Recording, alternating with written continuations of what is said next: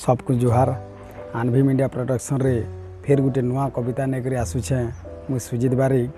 कविता जदि भल लगला कविता के लाइक करुन, सब्सक्राइब करुन।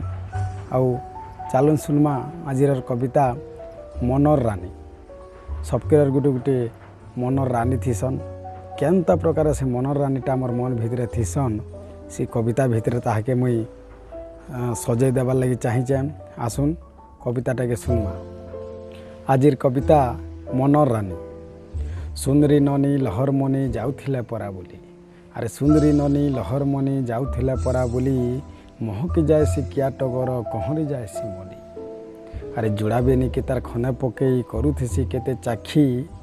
लचकी अटा देखी मोर मन जाए सी लाखी। चमकुथिसी लाल बिंदिया सते सरगर तोरा। अरे चमकुथिसी लाल बिंदिया सते सरगर तोरा। कजली कजली आँख दुईटा करिनेसी बाहुरा। अरे लाल हलदिया कपटा पिंधि जाउथिले परा बुली। जेते सबू परार धंगरा पिले गाँर मझा खुली। चणे लिपस्टिक गुड़ालता करिनेसी दीवाना। अरे चणे लिपस्टिक गुड़ालता करिनेसी दीवाना।